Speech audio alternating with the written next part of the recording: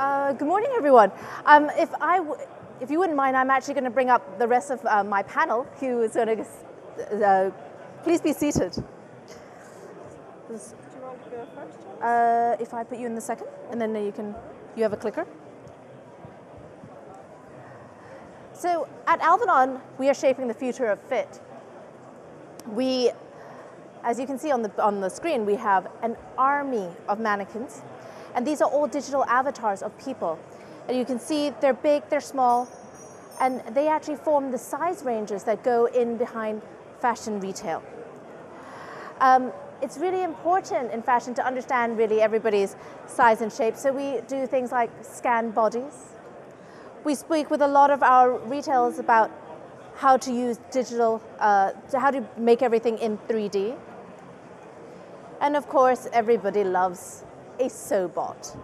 Our panel today is actually going to go through some of this technology and how it actually impacts the production cycle, as well as what things work and what things don't. But some of the key things that we actually have noticed is that people and process are the most important part of actually making fashion fit.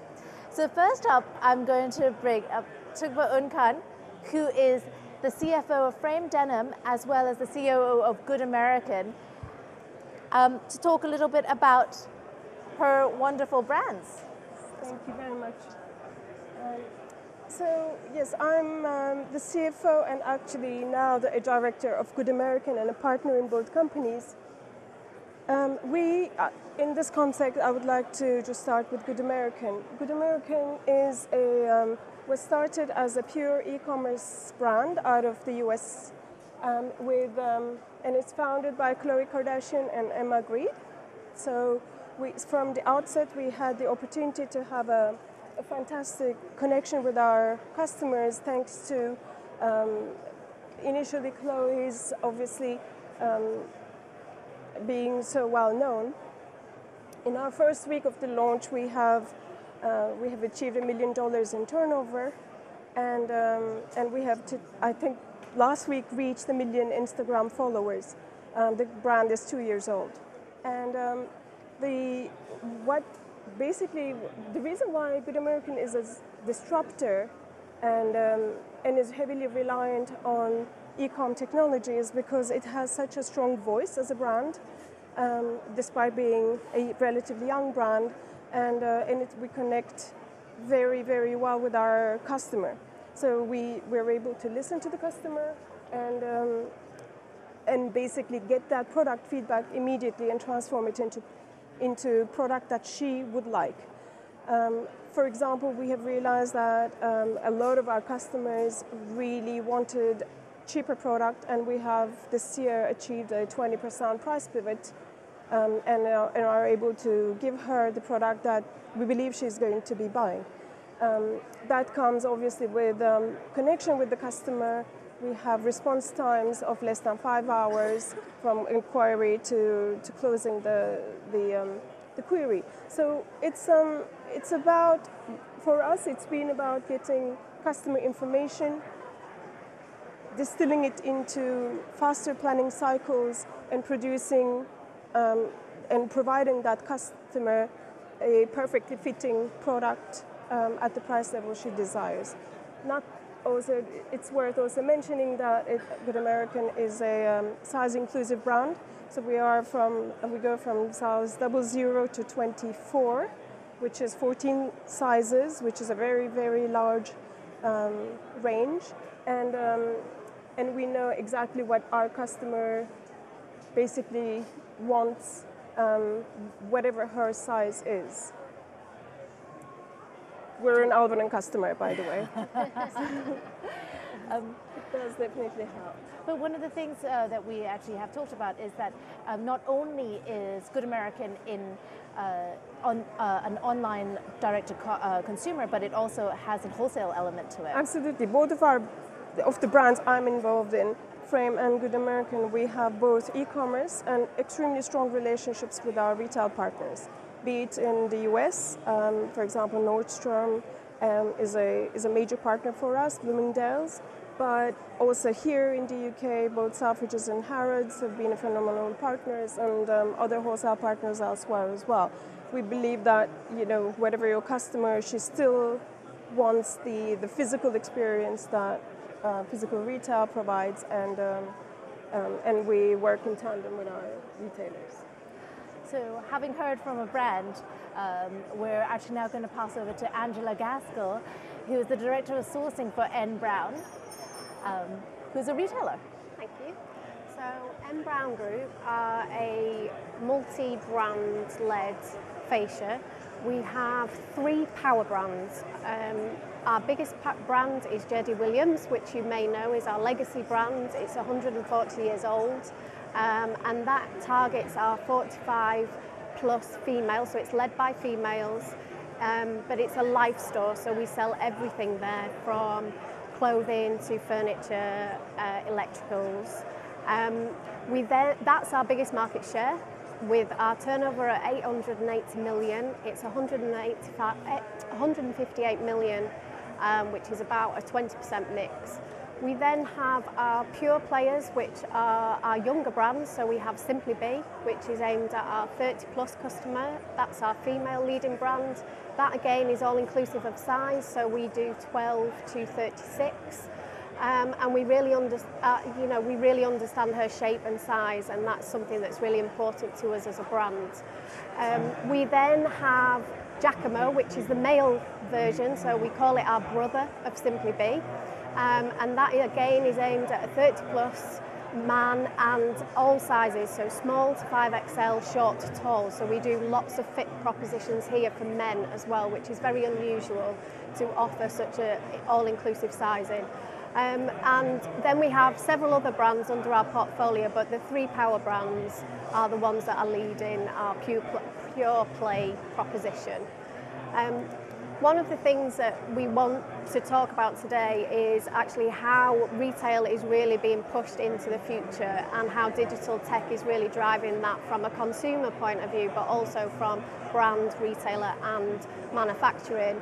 And that's something that we are seeing, how technology is really pushing forward. So our mantra is fashion that fits, and actually one of the things that we are really looking at is how do we push that into a digital space. So we are working in 3D.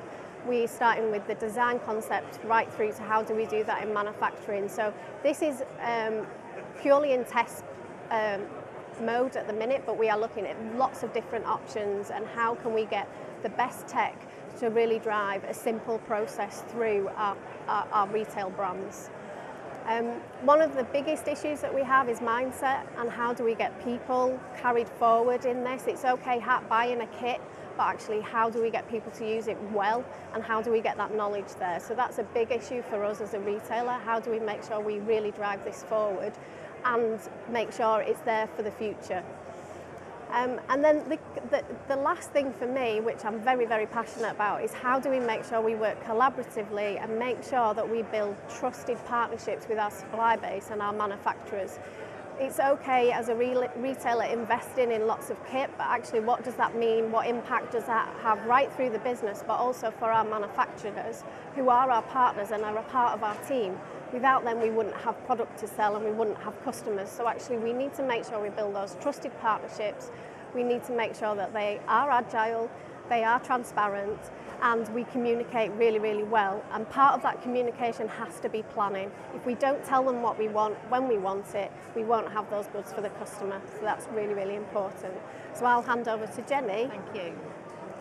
I think that is the most amazing slide, and I am a manufacturer through and through. I'm an ex-senior buyer, and I don't know how many of you are retailers here, but please remember that slide. And if you don't mind, I'm going to stand up because I can't see over there. So I'm just going to sideways this way, coming round. Why don't I have you sit there at the end and I'll sit there. Okay, thank you. Okay, so my name's Jenny Holloway and I'm the CEO of Fashion Enter. We also have a big website called Fashion Capital, and we started this from a humble shop in Croydon, where I begged a shop from a very kind centre manager, and we're now turning over 3 million. So who are we? We're garment manufacturers, and we also are specialists in technical education. I'm sick to death of not having the respect for our machinists, for our cutters, for our pattern people. I mean, to be a manufacturer, you've got to be really on it. And this is an ex-senior buyer from Arcadia Group, from Marks and Spencer's as a selector as well. So that's our factory. We're based in North London. We're making up to 10,000 garments a week. And I am so loyal to our workforce, many of whom are East European. So I'm devastated by Brexit before I go on, but I don't really want to talk about the B word. We have 3 lots of factories. So we have core factory, that's the factory where we make up to 10,000 garments a week. We have a couturier service where we can make up to 500 garments, and they tend to be more specialist. So we were making for Marks and Spencer's and a new brand called Finery. That's where we can do French seams and all your beautiful finishes. And then we have a fashion studio where we can make just one garment, and we're quite passionate about supporting young designers. There are so many talented people out there, and they just need to have a bit of an edge and a bit of a leg up to get their businesses established. Our website, Fashion Capital, we do actually have 33,000 users on here that are regular users, got good page impressions, and it's all free information. So we diversified into technical skills. I'm not interested about design. We have hundreds, actually we have thousands of designers, and people need to realise that without having those technical skills, then there isn't going to be an industry. So we've invested heavily into qualifications. We work with 33 retailers on technical skills, and we do CPPD sessions where we actually spill the beans about dirty practices in manufacturing because we don't do them. So we want to support people. And actually about tech, if we hadn't had this bespoke system called Galaxius, 4 years ago, we would be dead in the water. We would have gone into liquidation. So as good as we were, I'd like to just have a bit of a poll actually. Can I have a show of hands? Who thinks that a factory can make more than one quality standard? So I've just shown to you about how we make for Matthew Williamson and we make for ASOS and Bull. So show of hands, does a factory make just one quality of product?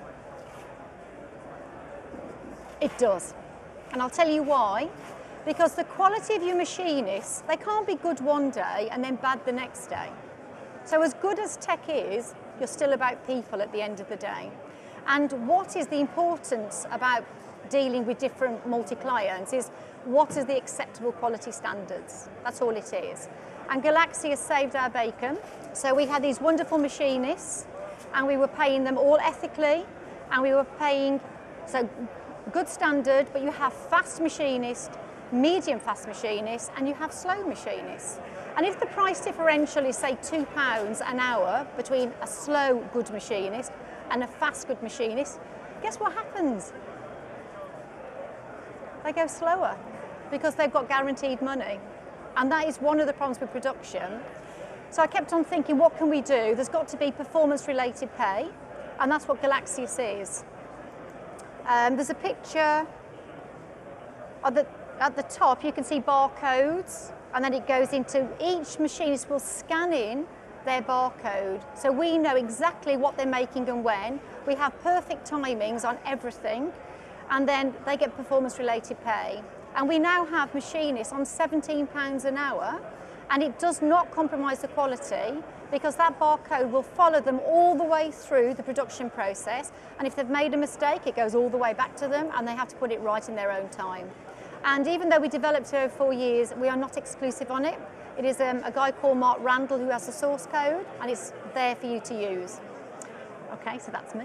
I'm going to sideways off now. I'll sit here. Okay, thank you. It's really actually interesting to hear that in London, right, you can actually, you have a £17 an hour machinist and that you can still make clothing, because everybody always says, oh, we're going to go do it for £1 in Bangladesh. And I know that we work in various places. I mean, as the fashion industry, we have this huge supply chain, but a lot of these kinds of things are coming back to actually much more local supply or nearshoring because of the fact that we don't our whole production cycle is not 18 months anymore. No. Our production cycle has come down to, what's your fastest one that you actually had to do? 4 weeks. 4 weeks. So 4 weeks from design to on your website. That's for a product that we replenish. Yep. And I think that's because we have, with digitalization and customer engagement and being able to have that customer feedback super fast, I think what happened is that fashion used to be supply-led. So you open the store, you put product in it and hope for people to buy that because they like that brand. Now it's demand-led because your customer dictates what actually she wants. And with data analytics and AI, you can analyze your cohorts, when she's going to come back, what she left in her cart previously. You can find ways of transforming that, and therefore your planning is much more accurate. And therefore, if you have a machine behind it in terms of supply chain that can provide that product to her on time, then you convert that customer much faster. And we believe that actually we manufacture in LA, but it's the same problematics. It's local production, it's being close to your operations, and going where the skill set is for any given technical product. So for our denim is primarily produced still in LA for quick turnaround product. But obviously in London and in places like LA, if you want to still be able to sell that product profitably, which we always aim to do, then you need to find ways of dividing that process in small bits and pieces. So as I was sharing with you earlier, Janice, for example, for some of our product, we have, given sometimes our larger size ranges, to provide the perfect fit, we have to divide the pattern into several pieces. So we may have 2 patterns for one product. And each product, there is a divided supply chain, so we have 6 different vendors per pattern.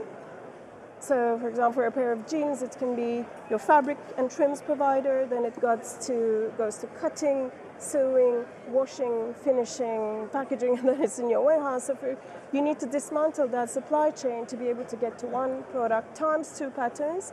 So if you don't have, you have the data, but data doesn't mean information.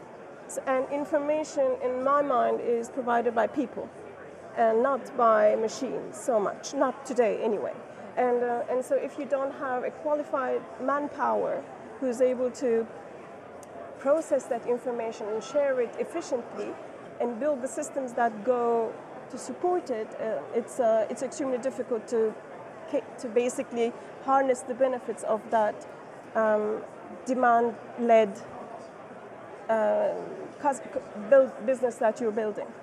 See, I think previously when we were talking about this people aspect and this nurturing of people, I mean, no matter how good the technology is, somebody actually has to do it.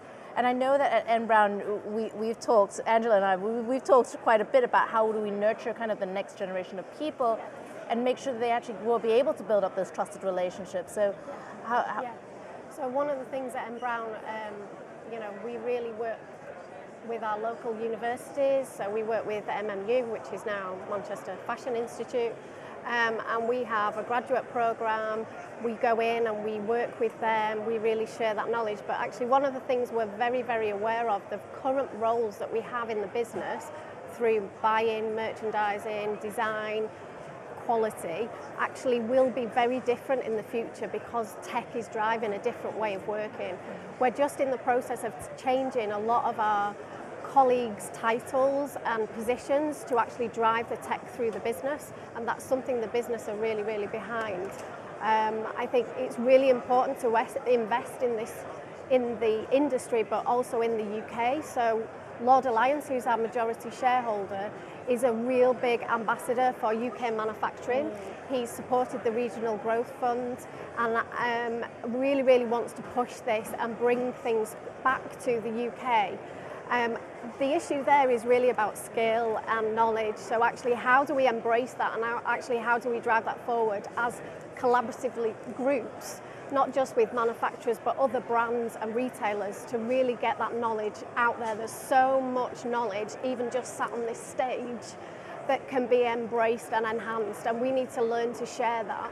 with the future generation who are the future of retail, is my view. Yeah. So we have an audience question, which is like, what do you look for as a technology partner? But I mean, and there's so many technologies out here, there's so many startups out here. So many, but I think if I can just bring us back to the digital fit projects that we've been doing around 3D and how do we work digitally and smarter.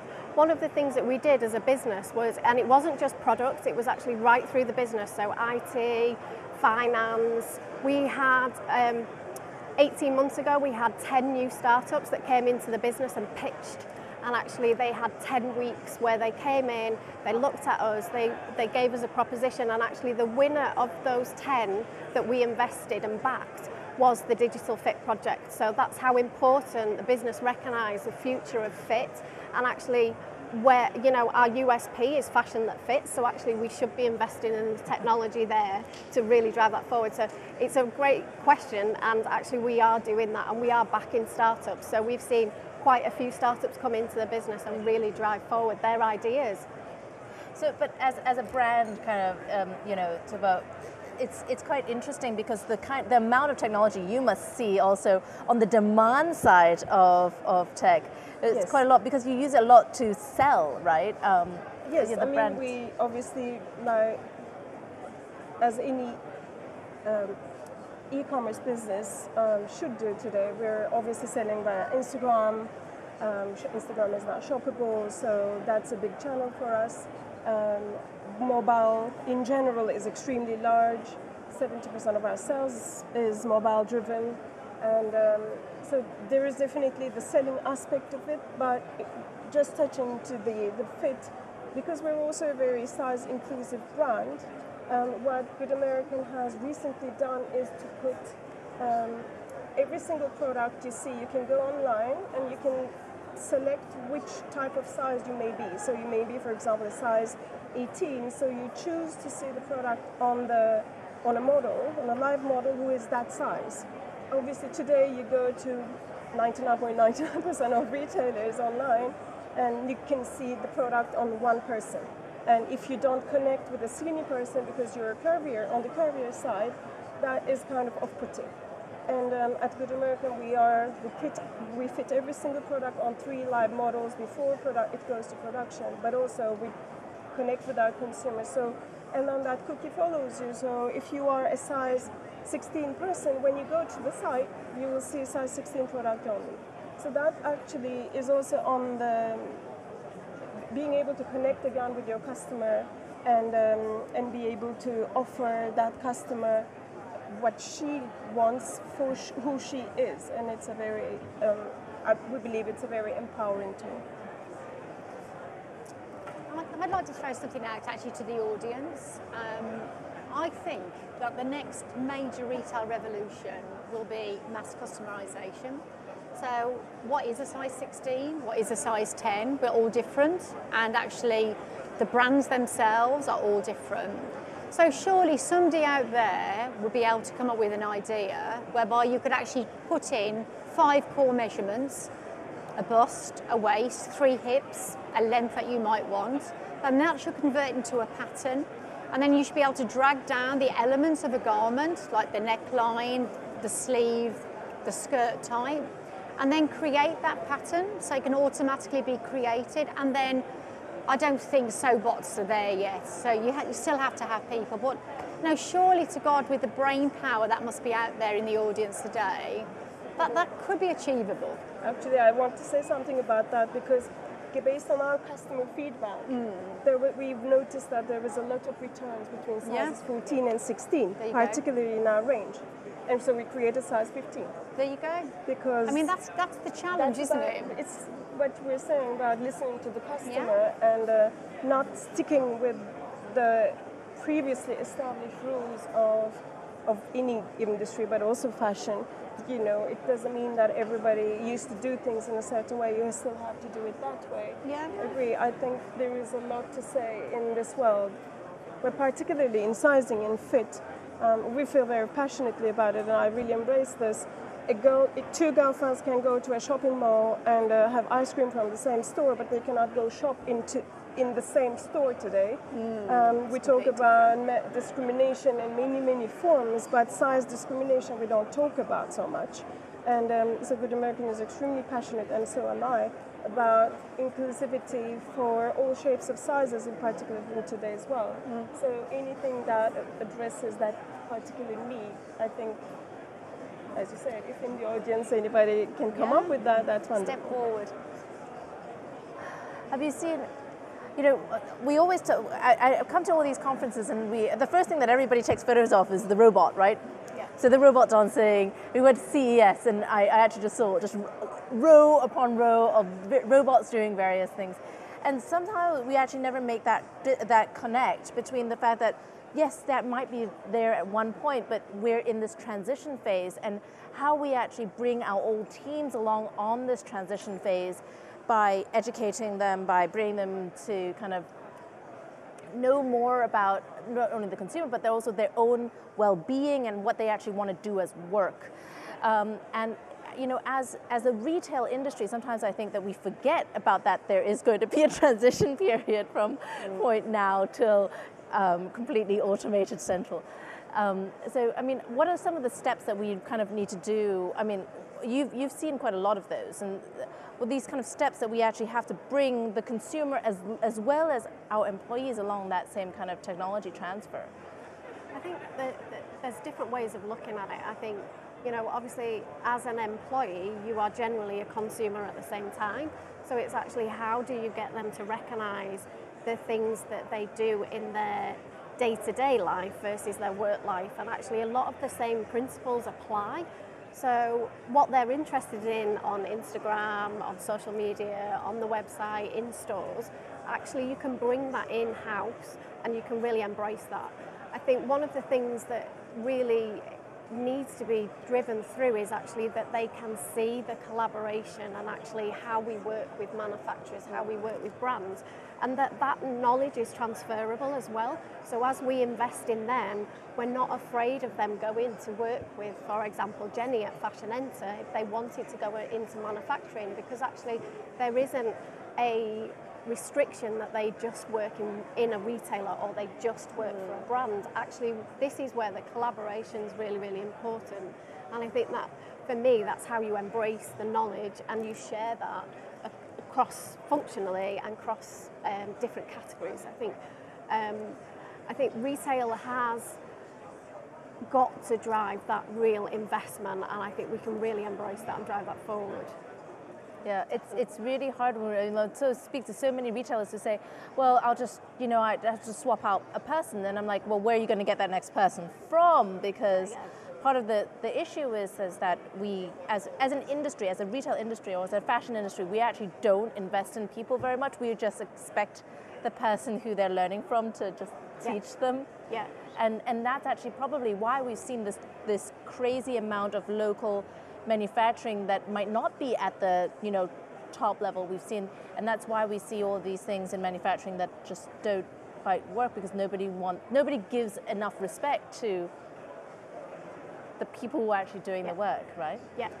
But I do think, though, that when you think that we've got Brexit March 2019, we don't know what's going to happen with tariffs, customs, etc.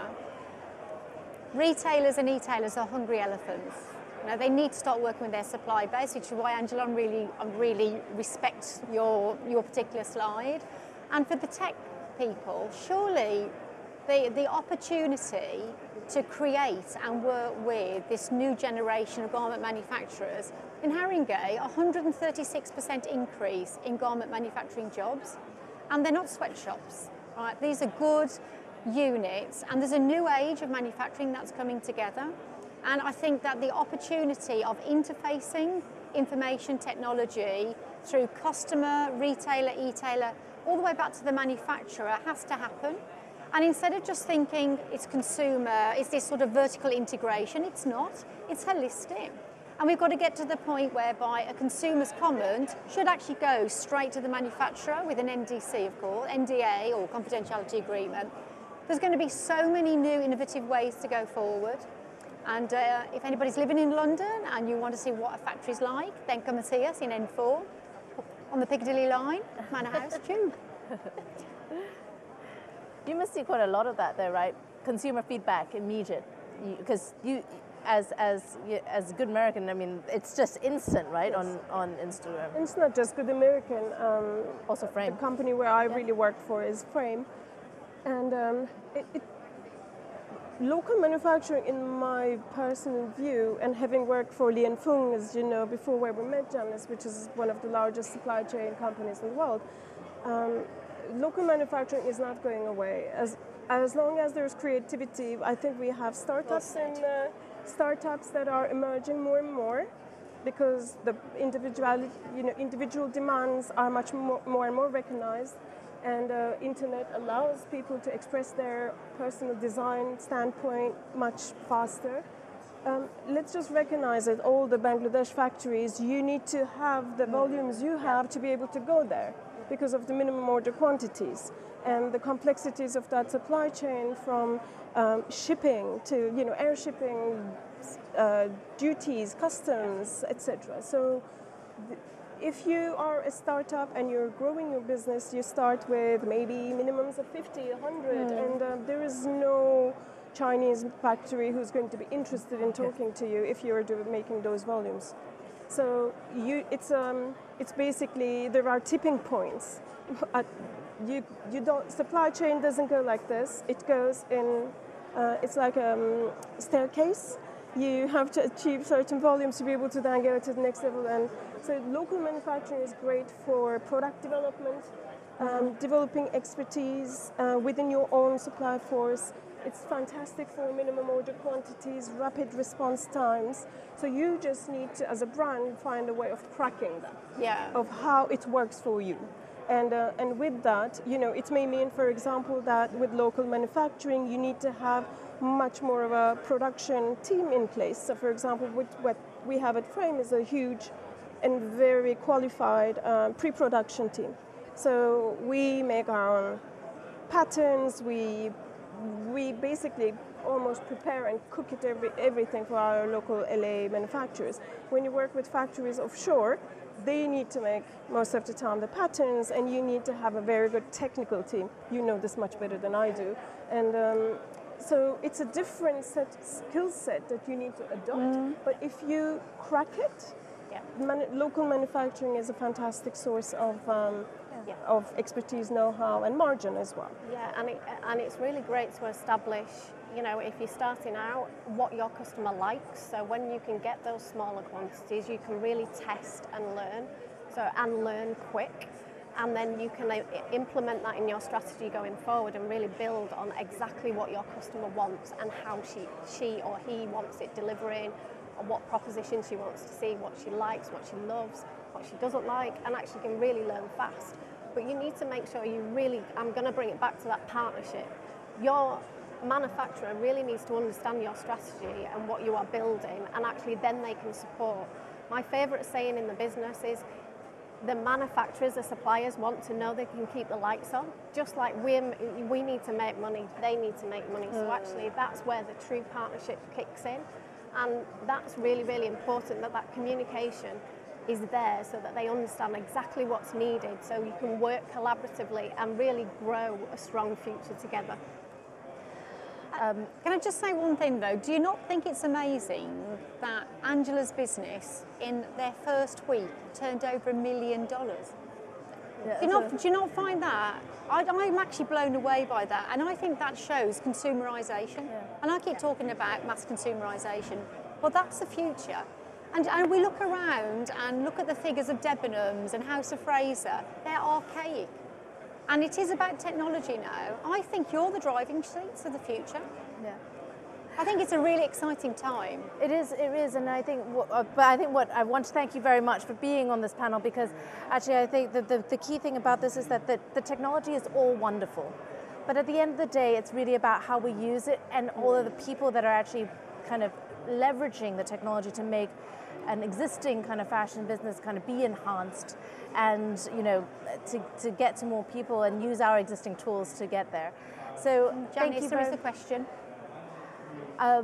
We have one last question called what retail challenges keep us up at night? I think there's quite a lot in 20 seconds to get through though. Yeah, apart from our daughters. Yes, exactly, right? How we actually take care of our children and sons and how they're actually going to shop online. Yeah. I think there's lots and lots of things that we could talk about here, but you know, it's for me, it's how we embrace the future and how we make sure we're going in the right direction collaboratively. Great. So with that, thank you very much for all of you for being here and for all of you for listening to us. Thank you. Thank you. Thank you. Thank you.